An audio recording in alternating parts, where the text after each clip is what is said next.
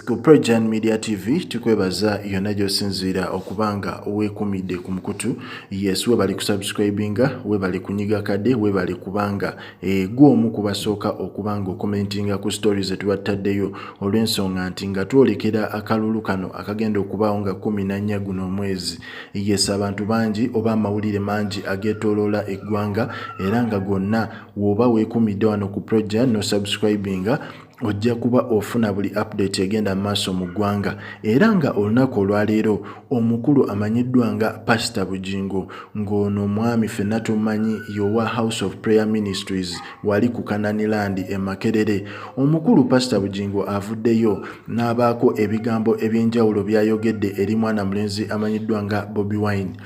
Pastor Bujingo abadde agamba abantu ab'enjawulo nti mwenna mujje mbungi buli omu asobole okubanga exercisinga right ye ey'okulonda, musobole okubanga mulonda abantu bemwagala ba candidate abatuufu.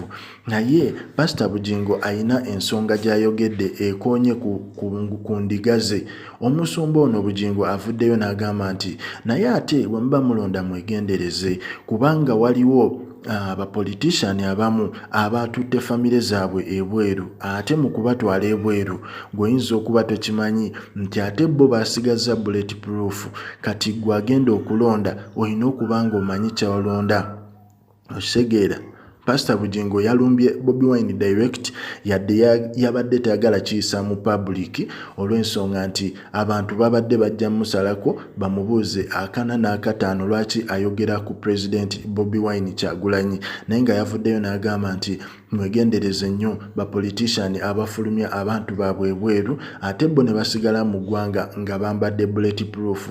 N'agamba nti kitegeeza nti gwe omulonzi owa bulijjo buli kimu kigenda kuba kyefuula kidda ku sayidi yo, oba waliwo obuzibu bugenda kuba bukyuka budda ku sayidi yo. Naye ate nga bali boofiiririra bo nga bo buli omu alina bulletproof, bo tebagenda kufuna buzibu.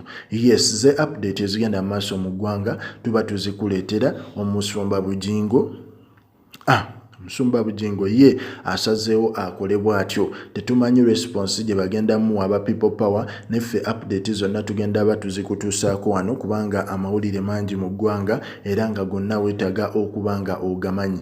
Likinga, commentinga, subscribinga.